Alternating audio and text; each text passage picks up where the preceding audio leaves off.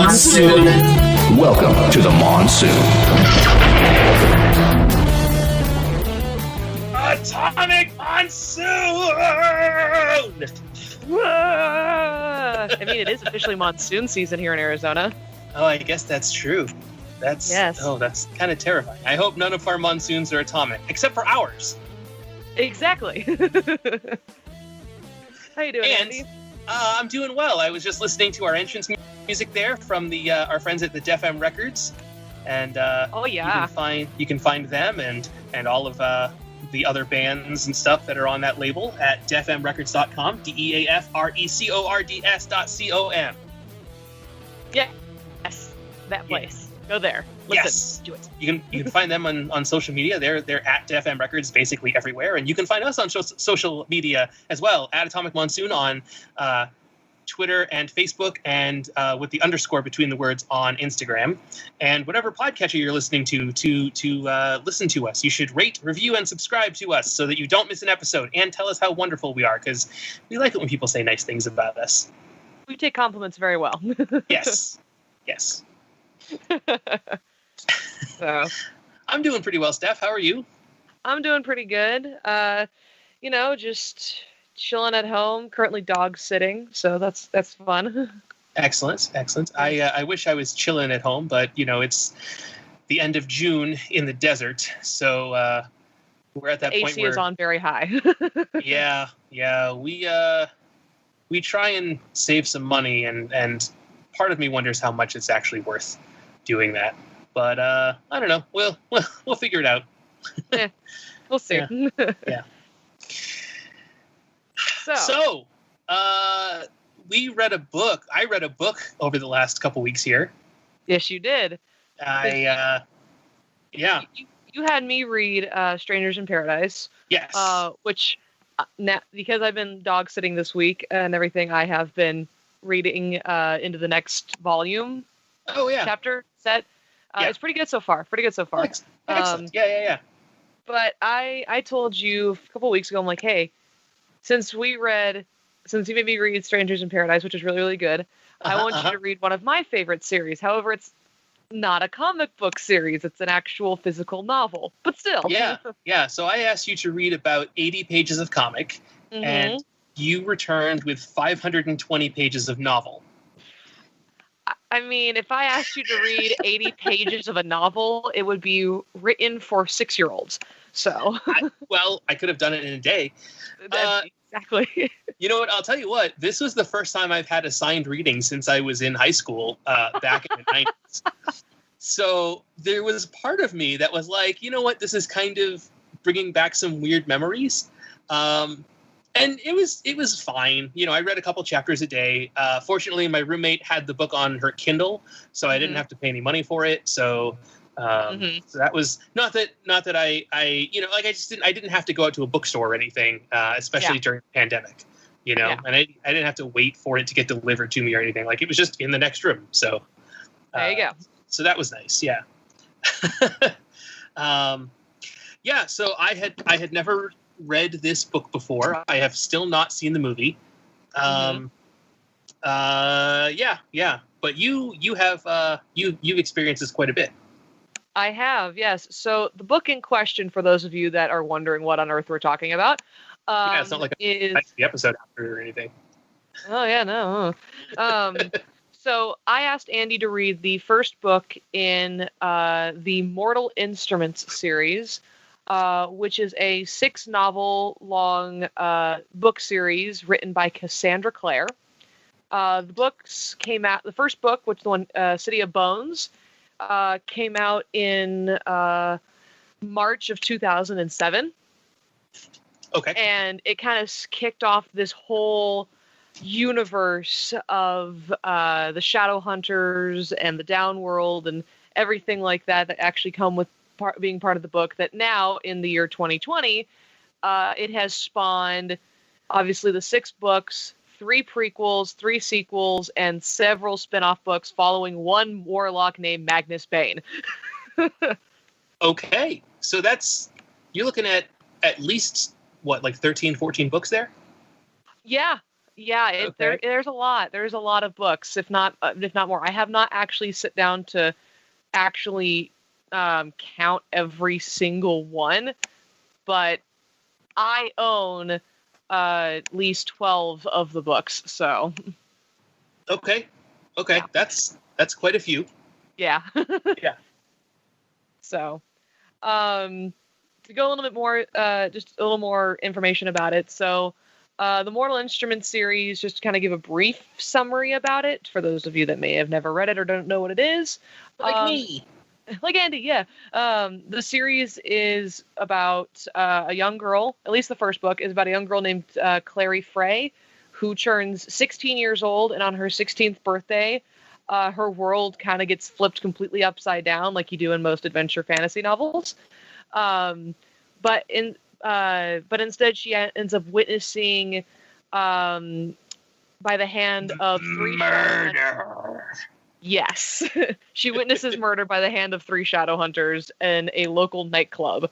And from there she ends up discovering that she's actually from the world of shadow hunting and demons and vampires and werewolves and warlocks and fairies and the whole 9 yards.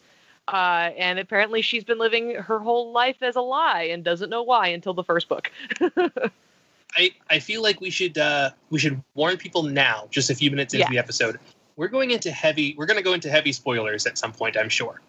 I feel like I have to, just to kind of get a bit of an idea, for everyone to kind of get a bit of an idea of what this is all about. So yeah. So heads up, if I can read this book in about 6 or 7 days, you can too. So if you want to not have things spoiled, you need to stop the episode now, go read the book, and then come back.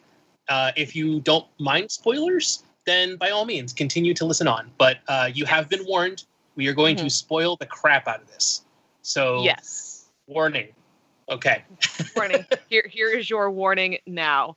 Yeah. So there's The City of Bones, which is the first book, and it spawned 5 sequels following it, which is City of Ashes, City of Glass, City of Fallen Angels, City of Lost Souls, and then finally City of Heavenly Fire, which came out in May of 2014. That is a lot of cities. It's a lot of cities, and you know what's weird? All of it's New York. No, I mean, I say that as a joke. I mean, like, the first 2 books take place in New York, but we do see other locations and other cities throughout it, but the main story takes place in New York, in Brooklyn, New York, so there you go. Yeah, okay. Yeah. And it spawned, like I said, it spawned a prequel and a sequel series. The prequel series is known as the Infernal Devices, and that takes place in Victorian London time. And the 3 books are this Clockwork Angel, Clockwork Prince, and Clockwork Princess. And those came out between 2010 and 2013. And then the sequel series, which include Lady Midnight, Lord of Shadows, and Queen of Air and Darkness, which is the Dark Artifacts series. It came out between 2016 and 2018. So there's been a lot of books, and I own every single one. Have I finished them all? No, but so that's a lot of writing in about 12 years. Yeah. For the one author. Yeah. Mm-hmm. Yeah. And like I said, and that's just the main, like, those are like the main novels. That's not even like the spin-off, like, other stuff, following Magnus or following any of the other things. It's just, that's just the main storyline right there. Okay. Yeah. So I haven't read any of those. I just read the first one. Yeah, you just read City of Bones. So we're just going to focus on City of Bones for now. Yeah. So what did you think of the book City of Bones? Oh boy. I think we're going to get into that a little later. Mm-hmm. I think I want to ask you how you found out about the series first. Oh, okay. Yeah, that makes sense. So it would have been my 8th grade year. So in 2008. Okay. So the book was fairly new at that point. Yeah, the book was still fairly new. The City of Ashes was out by that point. I was tasked in my 8th grade English class or language arts class to read a book for the first 20 minutes of class every single school day. And at the very beginning of the school year, I read at very much a third grade reading level because that's actually all I could comprehend and take. I could not read anything bigger than that, and that was actually a problem for me for many, many years. Sure. But in this class, I ended up buzzing through those books at lightning speed that I'd be sitting there for the next 15, 20 minutes rereading the book over and over again because I'm like, I finished it in 3 minutes. So I got to bigger and bigger books, and the spring of 2009, a friend of mine was like, hey, you should totally check out this awesome series. It was given a great review by Stephanie Meyer, the creator of Twilight, which, Twilight was the biggest thing since sliced bread at the time. It certainly was. So I was like, okay, if the author of Twilight, which I could not finish the first book of Twilight, by the way, could not finish it. Okay. If the author of the most famous series in the freaking world, second to J.K. Rowling and Harry Potter, and third to, the creator of Lord of the Rings, and obviously the creator of Game of Thrones. Sure, right. It was interesting to see that she commented and said that this is one of the best book series she's ever read. And I was like, interesting. Okay, Yeah. So I sat down over a weekend in, I want to say, April of 2009. Okay. And I started reading the first book. And I was borrowing my friends' copies at the time. And before I realized it, I had finished the first 3 books because she had City of Bones, City of Ashes, and City of Glass, all 3 of them. I finished it all in, I want to say 2 weeks. Okay. I finished City of, I know that because I finished City of Glass in a weekend. But it was a thing where she was like, yeah, you should read this. And at the time, I couldn't read anything that didn't have Star Wars in the title. You think I'm kidding, but I'm not. No. I completely understand. Yeah. I mean, look, I was just still getting used to reading things longer than 100 pages long and that were thicker than, my notebook. Right. So, so the Mortal Instruments series was the first series that I read that took me away from Star Wars and into what all of my tween friends were reading. And finally put me up on the reading level I should be at, if not higher, by the end of my 8th grade year. So I mean, that in itself is pretty awesome, right? Oh, yeah. The fact that when you were 8th grade, so you would have been 13, 14? 13. 13, yeah. So you were having trouble reading, 5 years younger than you. And by the end of the year, just because you kept reading, you were at the reading level you were supposed to be, if not higher. Yeah, and I definitely thank that teacher for my love of reading now. And definitely love of creative writing. I got better at creative writing because of him, too. That's fantastic. Yeah. So, hey, there you go, parents. Anyone that's listening, if your kids are having trouble reading, go find them a whole bunch of books and find something that they're gonna like, and even if it is just Star Wars or just, tween fantasy stuff, better to get them reading anything than to have them struggling at a lower reading level than they should be. And my Especially parents, Oh, go ahead. No, my parents had me. They had me try reading other books. It was just I would end up rereading page after page, the pages 6 times before I finally understood what happened. Yeah. And then by the time I'd finish the book, I'd be like, I don't really remember what happened in the book. It was just a really hard time grasping everything. Now it's we live in a world now where everything is flashing in front of our eyes and everything is on screens and there's always ads going off on the side and there's sound effects and so many people just watch YouTube and Netflix all day that your brain kind of wanders sometimes if you're not paying attention to the fact that you are reading. Because I'll say even when I was reading this, I'm 37 and there were a couple of pages that I got a couple of pages in and I was like, wait, how did we get here? Because I had been reading, but I know my brain had just kind of wandered off, and so I had to click back a few pages and be like, oh, okay, all right, I remember this part. Okay, let me just start over again from here. And that's not the book's fault. That's just my brain is so used to just stuff happening all the time and sitting down in the quiet, just reading a book. It's like, man, I haven't actually really done this in quite a while. So yeah, no, I totally get it. Yeah. So, now it's just hard for me to pick up now for me, it's like a thing where I used to read so much, and now it's like I have all these books I still need to read, and I'm just like, I'll get to them at some point. Read like 6 chapters in one day, and then leave it alone for 2 weeks again. Like, ah, crap. Yeah. Like, sure. Dang it, I gotta pick it up again and finish it. I said I would. Yeah. So. Yeah. Well, that's awesome. Yeah. That's I was not expecting that story to have such a good message in it, honestly.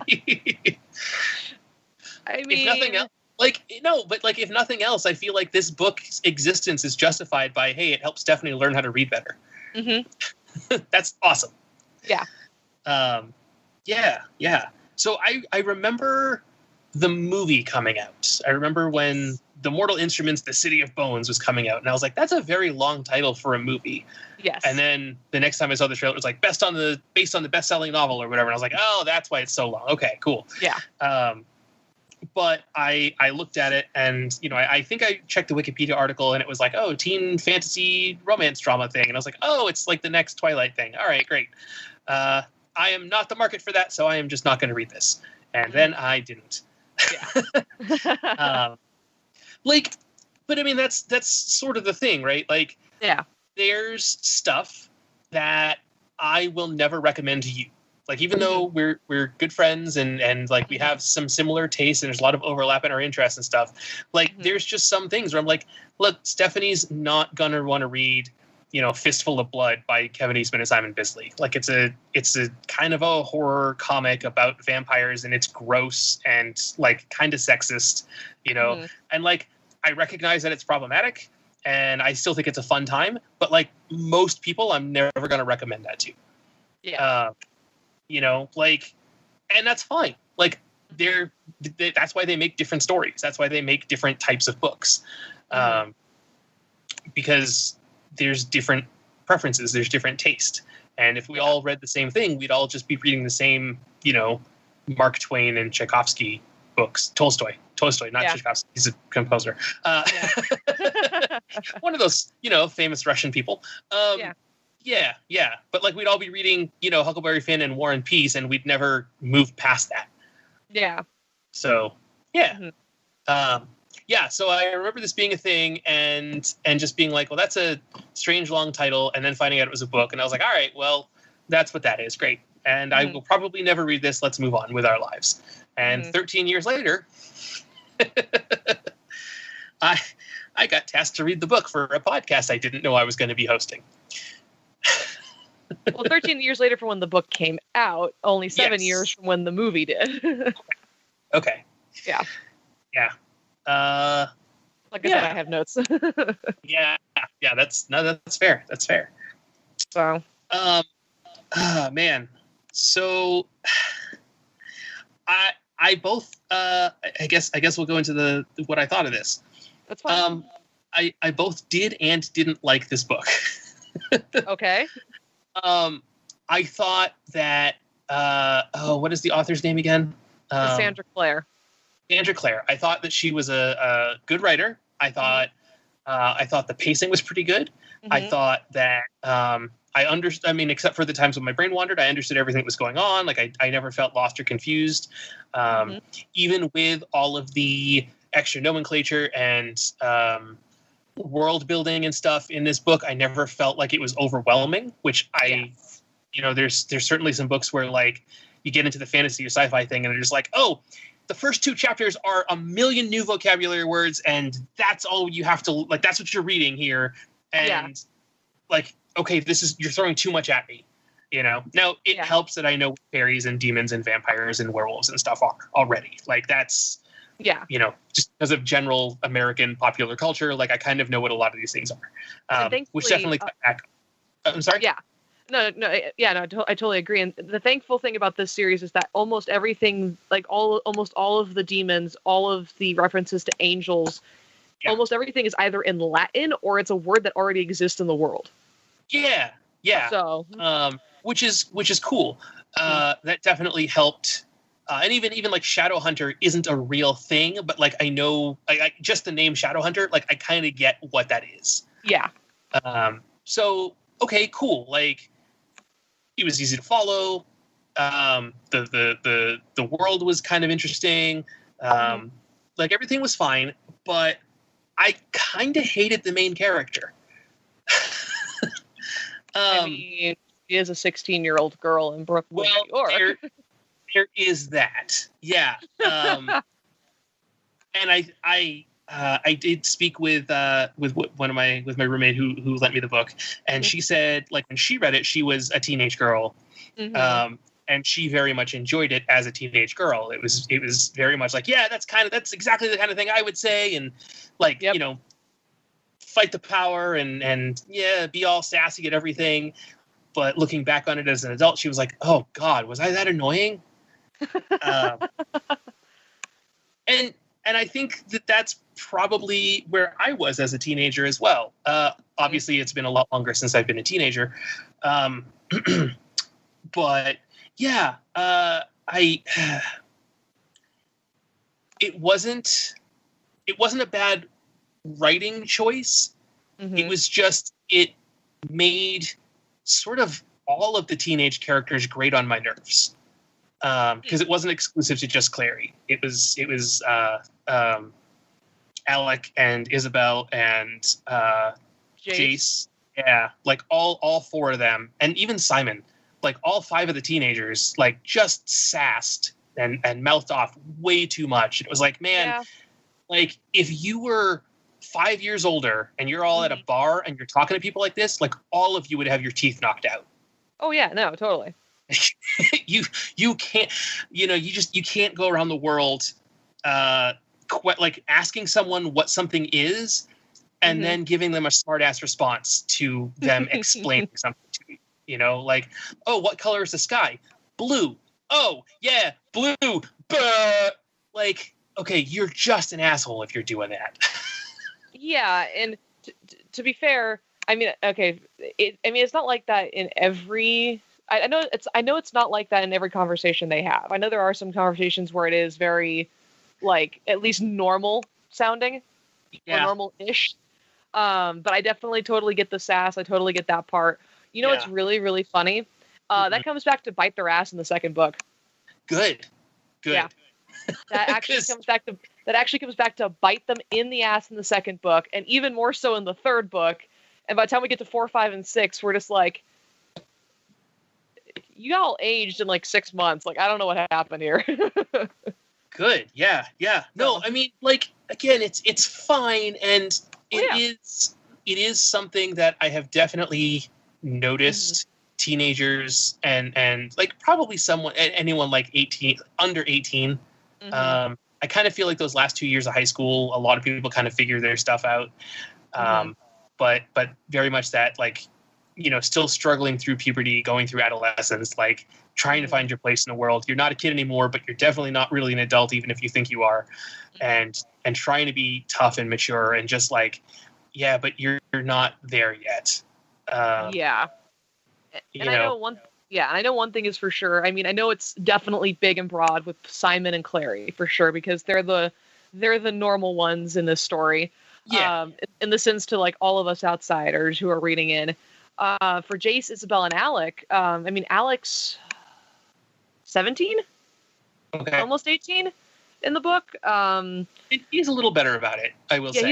He's a little bit better about it. Isabel and Jace are both 16. But I know the thing with them, though, is that as a Shadowhunter, for those of you that don't know, a Shadowhunter is someone who hunts demons. They protect mortals or mundanes, which are just normal everyday people. And they attack demons, but they also have to deal with the issues of the downworld, which is like the vampires, the werewolves, the warlocks, the fairies, those guys. So they're kind of like this like demon security force type of thing that use really interesting weaponry. Well, the thing with the Shadowhunters, and they point this out in the third book, Shadowhunters don't live very long. Because they have a higher likelihood of being killed because they're fighting, demons. Sure. Yeah, that makes sense. That they kind of have to mature at like a rather young age. So once they start becoming official Shadowhunters, which I think is like 10 or 12, they could live to be about as old as like 30 maybe at the oldest. I think some of the oldest characters you ever interact with are maybe in their 30s. There are some that are even older that are Shadowhunters, but those are like the ones who got lucky and like can handle themselves and are probably in positions of power type of thing. Okay.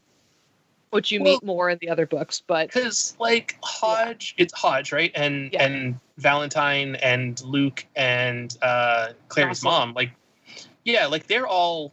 They're definitely older than 30. I would imagine. Hodge is, yes, I think. Yeah, because Hodge is described as being like wrinkly and stuff and having gray hair. So Hodge is like in his 50s. Yeah, Clary, but he's also. Like I know Hodge has been stuck in the temple forever. Yeah, he's been stuck in the Institute. Yeah. Which is their like base headquarters and everything. Hodge is like somewhere in his 50s, I think. 40s or 50s. Jocelyn and Valentine are, I think, in their late 30s, early 40s, somewhere around there. And I think same with Luke, because those three are all around the same age. Yeah, because I figure if Clary's turning 16, like her mom's, at least twice that age. Yeah. And probably a few years older. So because according to the third book, and this is a spoiler now, for anyone who, this is one of the first spoilers you're going to face. Jocelyn and Valentine get married, and they get married at the age of like 18, 19 years old. Okay. So, and then they have their first kid like a year later. So they're fairly young. So they'd have to be 36, 37 when this happens. Oh, God, my age. Jesus. Of course, that's the year 2007. So they're not that age now. That doesn't help. Sorry. No, that's okay. So, they're so old. They're like 37. Oh, great. And it's my birthday in a few weeks. So, yeah. But yeah, no, like I totally get what you're saying though about the attitudes and the sass and the everything like that. That is one thing that I definitely noticed in the first couple books. And like a little of it would be fine, but it's like every conversation that I feel Clary and Jace have, like it's just awful. And she's like, what does a Shadowhunter do? And he'll explain, and she'll be like, well, that doesn't sound very smart. It's like, okay, you just question his life. If he was like, oh, what does a kid with a sketchbook do? You're like, oh, he sits down and sketches, and he's like, oh, that doesn't sound very smart. Like, come on. Yeah, no, there's definitely that. And what's interesting is that you'll notice with the progression of the series, because obviously each book came out a different year, obviously. Sure. Yeah. And there was even a gap between the third book and the fourth book, with the third coming out in 2009 and the fourth coming out in 2011. There's definitely a difference in how she writes the characters, but it's also like, let's reflect. How did teens act back then? Yeah. How do teens act now? Okay. Yeah. So that makes sense. Yeah. That's why I think it relates really well to teens. And I mean, for me, when I first got into it, I really enjoyed it. And I really related to it. But you know what's weird? I related to Simon more than I think I related to any of the other characters. Okay. Just because, well, kind of, but yeah. Just because he's the normal one, in the sense of like being kind of like a nerd, being, but also a musician and being like, things like that. And I'm not saying that I'm a musician. I mean, I used to play trombone, but I'm not great at it. Sure. But, but I can definitely, but as a kid, I got what they were saying. I laughed at it. I thought it was funny. And I have gone back and I have reread the first few books, and I can see where the cringiness is. But I also see where I fell in love with the books. I also see where everything like that happened. And what's interesting is in I have it written down here, in like 14, 15, 16, one of those years, Freeform, which is the new ABC Family channel, came out with a television series called Shadowhunters. Okay. Which is based off of the Mortal Instruments, actually based off of all 6 books. And the first season is very much book 1. Okay. Season 2 is very much books 2 and 3, a little bit, and like season 3 is like books 3, 4, 5, and 6. to be fair, there are a lot of moments in the books, in the 4th, 5th, and 6th book, that just really don't need to exist. Like, they're good, but it's like a lot of just filler conversation that doesn't really get to the action. Okay. But in the series that came out in that time, actually finished last May in 2019, they boosted everyone's age. So Clary turns 18 in the series. Okay. And she's about to go to college, and everything's a little bit different. And I think they did that strictly because all of their readers are now college-age kids. Yeah, that makes sense. So they kind of had to go and meet the readers halfway, and then they changed a few things, but I mean the sass is still there, but now it matches that of an 18-year-old, Sure, and not a 16-year-old. So yeah, yeah. So anyway, back to your review of the book. Okay, so like I don't want to focus on the negative, but like that part just really stuck out at me, and I couldn't not say anything about it. That's completely fine. Yeah. The only other thing I would have to say about the book at all is there's just a lot in it. And like I said, even though it wasn't necessarily the worst about world building and vocabulary and stuff, like there is still just a lot of stuff to keep track of in that book. Yes. Now it is 500 plus pages. So like that is a lot of room. But part of me wonders if that book could have just been cut up into 2. And I don't know. I I am not an expert on the young adult fantasy genre. I am not a regular participant in it, and I'm not I'm not in that demographic. I'm definitely not the person the book is written for. So maybe it is better to just have the book be longer and challenge the readers to get through something bigger. I don't know. And I definitely know there's a lot that's thrown at you, but I also know it's a lot of things where it's like these things will come up in later books type of thing. Yeah, and see that. So that's the other thing is I don't know how much of it does get brought back later. I like just specifically the scene where they go to the Magnus Bane's party, and Simon has been turned into a rat, and he suddenly isn't in Clary's backpack, and they're like, okay, well, we have to go find him, and so they go to the hotel, right? It's a hotel where all the vampires are staying, they figure out. And so like that entire sequence, I feel like could have just been cut. And I don't feel like it would have changed much except for the revelation of where the werewolves come in later. Yeah.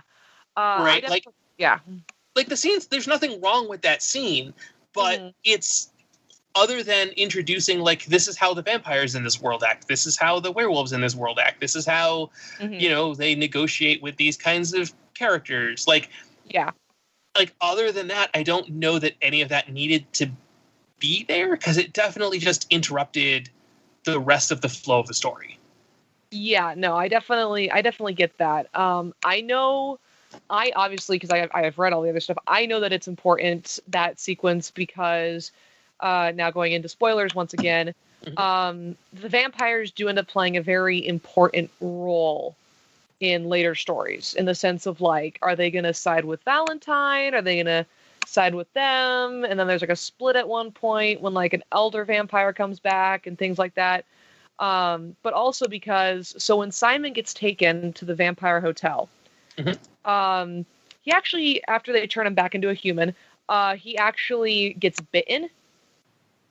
He doesn't immediately turn, but he does start getting a thirst for blood and keeps going back to his master at the hotel, which results in the second book him actually becoming a vampire. And now, instead of this being a thing where Jace is going to continue to treat Simon like dirt because he's a mundane, it's now a thing where Simon, against his will, because he got involved in the first place, according Jace has his opinion of this, but because Simon was sticking with Clary and making sure to keep an eye on her for her mom and Luke and everything like that, he got himself into a world where he technically didn't belong, And for the remainder of the series, he actually does become a vampire.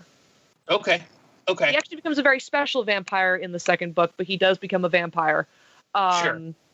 And it's actually because of him that him and Luke, because we discover Luke later in the first book that Luke is the leader of the werewolves.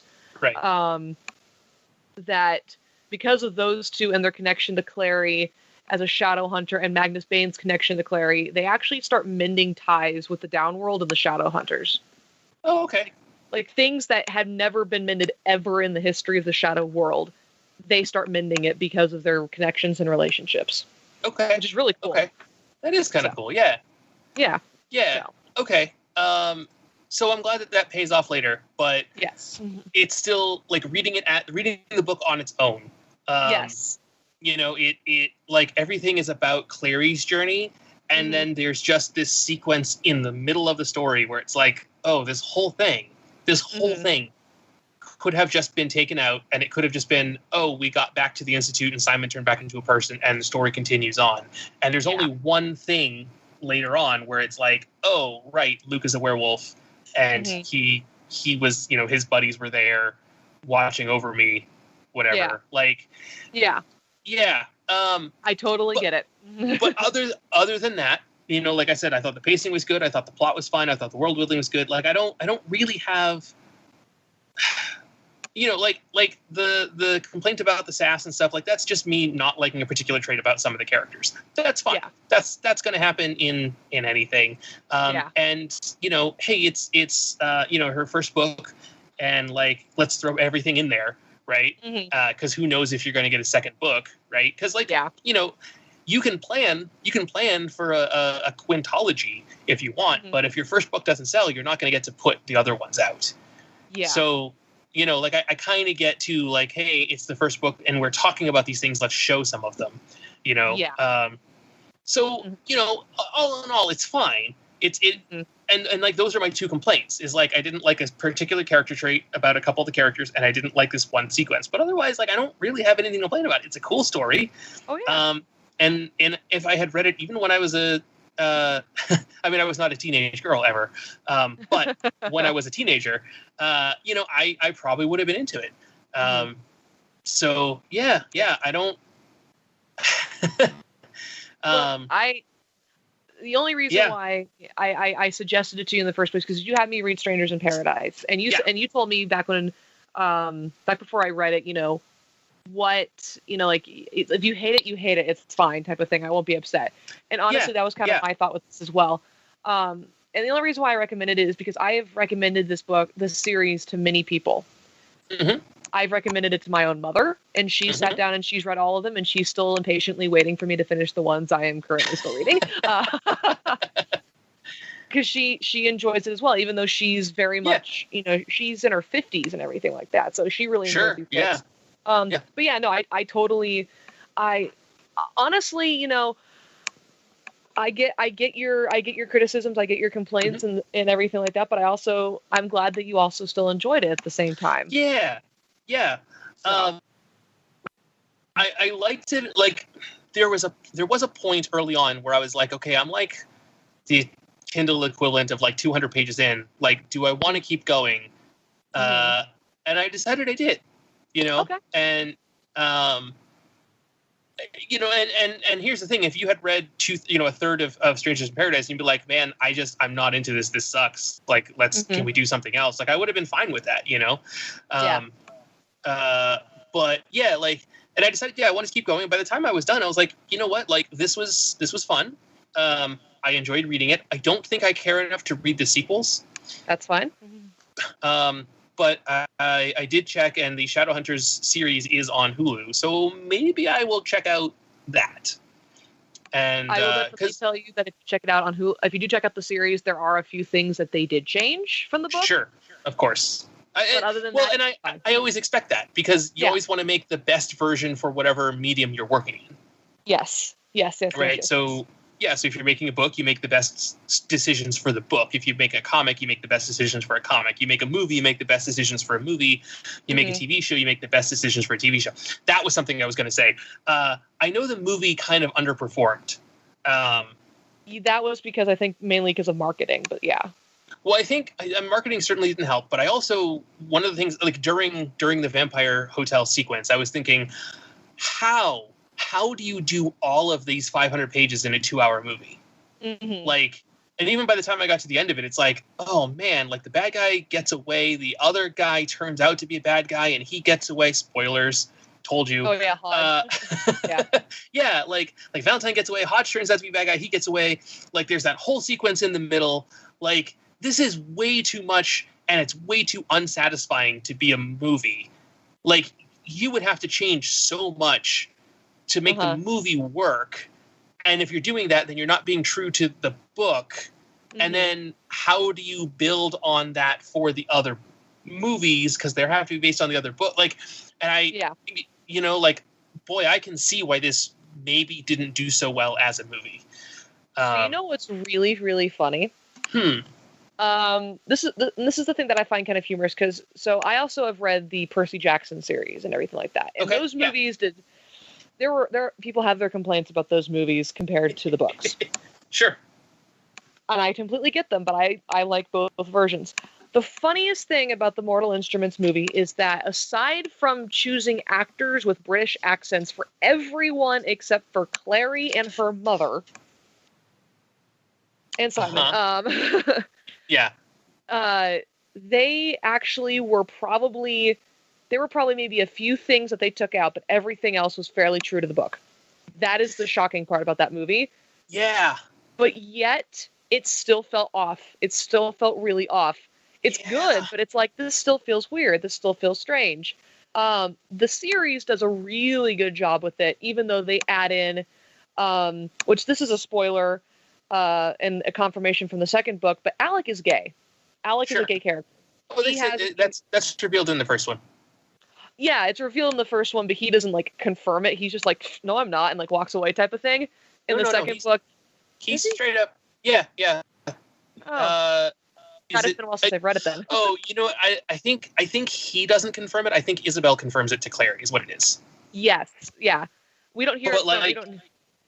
We don't hear from him, but like after that point, it's like, oh yeah, he totally is and totally has been this whole time. Like, and it's like there's definitely seeds there, which is why Clary asked in the first place. Like, yes, like it was planted. Yeah. Oh, anyways, sorry. But in the TV series, it's revealed a lot sooner that he's gay, and they try to hook him up, and they try to get him married in the first series to like another female Shadowhunter. Oh wow! And he actually like stands her up at his own wedding to go be with Magnus Bane, which, by the way, that is a thing. The two of them do get together later in the series. So okay, Alec and Magnus get together later in the series, and it is glorious. How old is Magnus Bane? Let's just say he is in the prequel series, which takes place in Victorian London, and at that point he was still really old. But he's also a warlock, so he looks like he's probably like 25. Sure. Yeah. I definitely got that he was older than the kids, though. So. Oh yeah, he's definitely older. He's definitely wiser and much more aged. But but if you actually physically looked at him, he's pretty much an attractive, like 25-year-old Asian dude. Sure. Yeah. Yeah, Magnus was pretty great. I was expecting a character with the name Magnus Bane to be like this huge, like overly masculine badass, right? Like, I mean, and maybe that's my own biases because I know Bane from the Batman comics is just this giant lump of muscle that just wants to kill everything, and Magnus is like a very manly name, right? And then he's just kind of this fabulous warlock that likes throwing parties. Yep. And like, yeah, okay, this is not what I expected from a character with this name who went in and overwrote somebody's head and memories and stuff. Like, yeah. So that was a pleasant surprise. Oh yeah. Speaking of pleasant surprises, I have to ask you, because this is actually one of the few things that actually struck me as like, this doesn't feel right when I first read the series. What did you think of the spoiler at the end involving Valentine and Jace and Clary?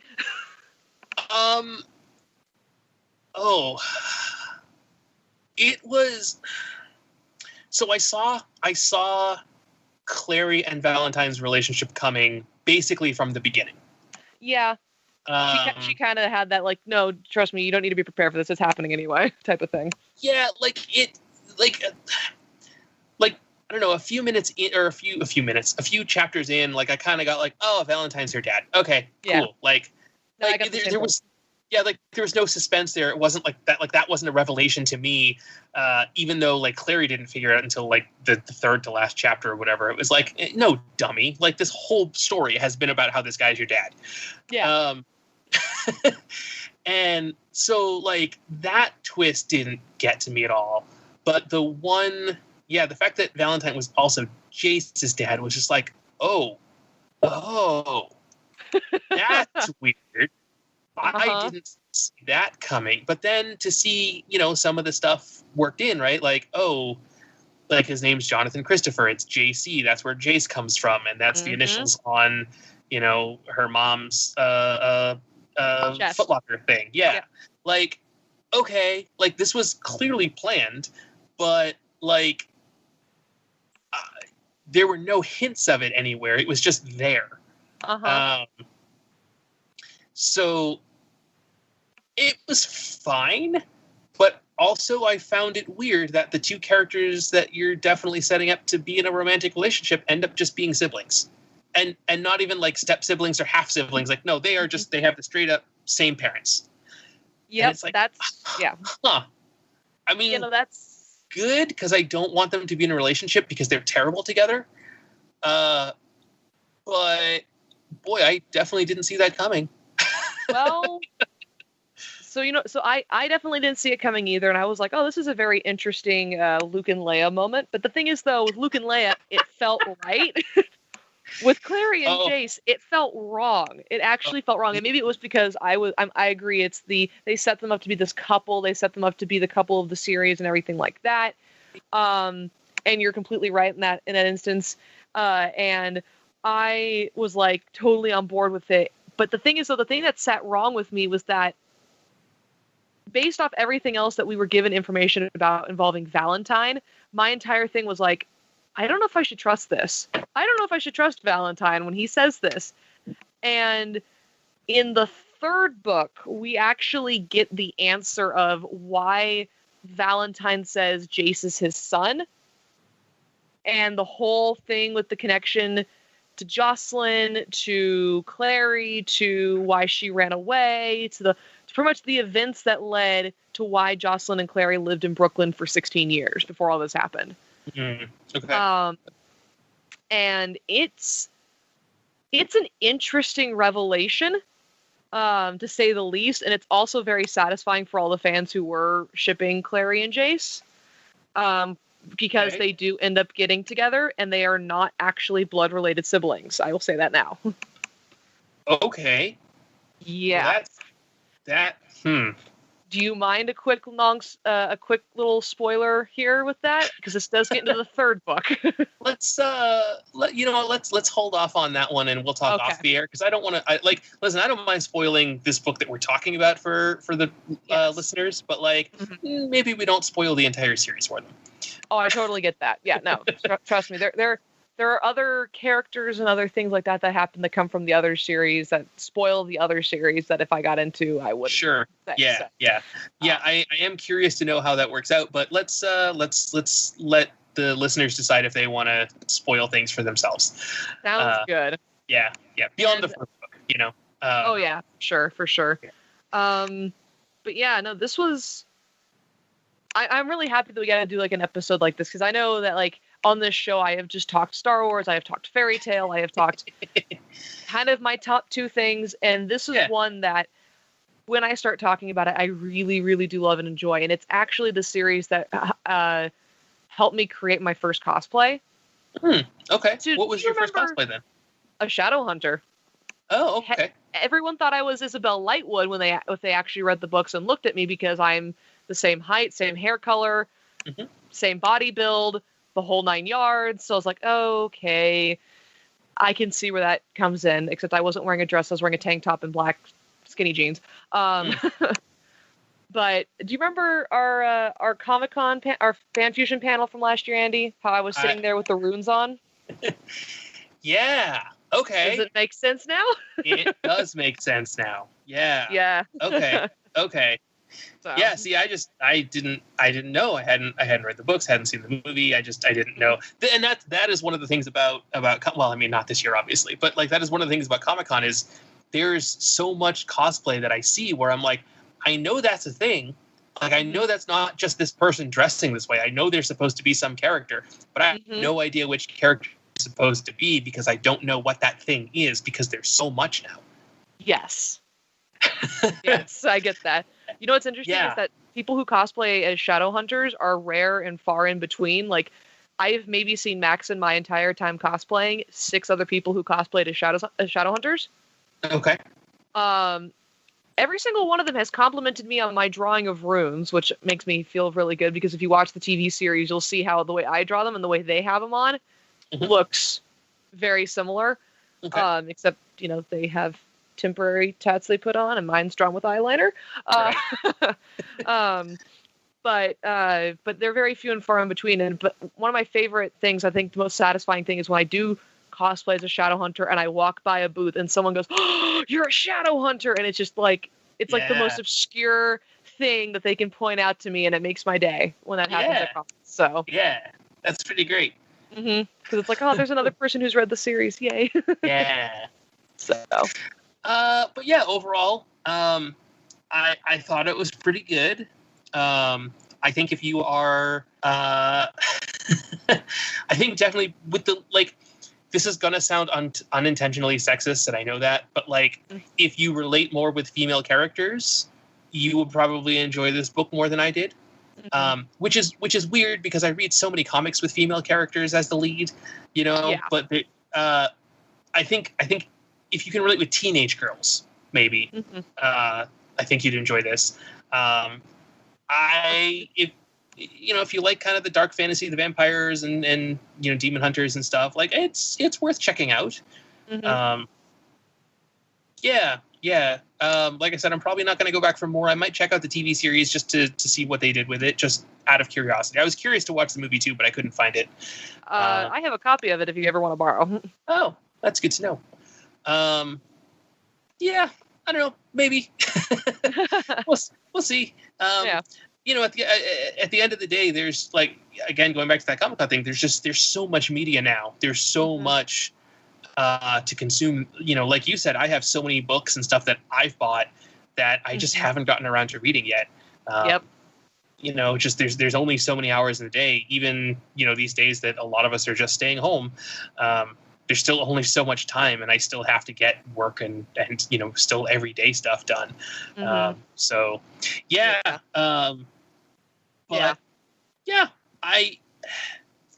wouldn't not recommend this book to anyone.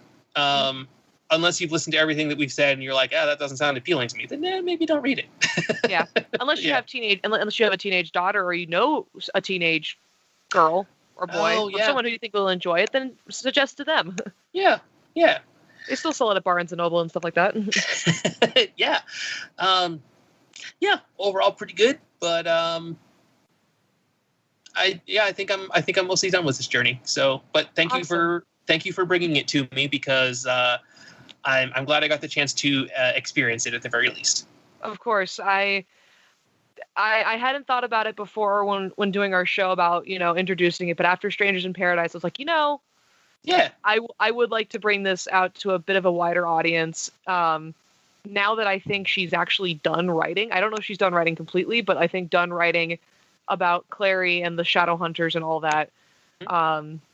So I just wanted to share with everyone, and thank you for coming down the rabbit hole with us. Yeah, and that's actually waiting until it's all done, and then knowing that it has a good ending is probably not a bad time to start recommending it. oh yeah, for sure. Plus, more people to geek out with is always fun. Yeah. I personally never really got into Game of Thrones. I tried. I read the first book. By the time I was done with that book, I was like, well, the only character I like died. And then I know that the TV show they kind of had to make up that last season because George R.R. Martin hasn't put out that last book yet. But like, yeah, but like, there are people who are like, I don't even want to read the last book now because that TV ending was so unsatisfying that like it killed their interest in this thing that they've been invested in for almost a decade. So it's good to know that, like, hey, maybe the Mortal Instruments doesn't have a terrible ending.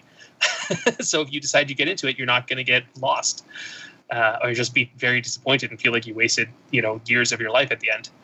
And look, if you don't want to read the books, there is the TV series to go check out. It stays fairly true to the books. Yeah. I mean, there are a few things here or there that they don't include.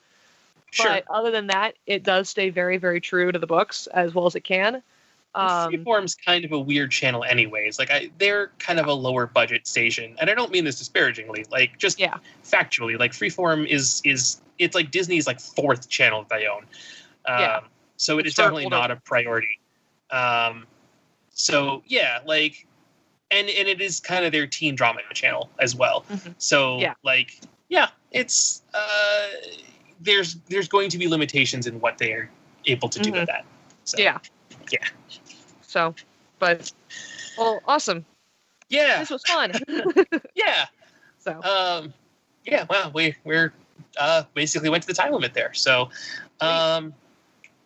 okay, so next weekend is Independence Day here in the United States. That's going to cause some scheduling conflicts because I know our Voice America studio is down that day. So we're going to look into alternate recording plans potentially. Yes. But we may end up having to take next week off as a result. So if that's the case, guys, have a wonderful Independence Day. Yeah, we'll let you know. Or you know what? If we're here, we're here. If we're not here next week, that's why.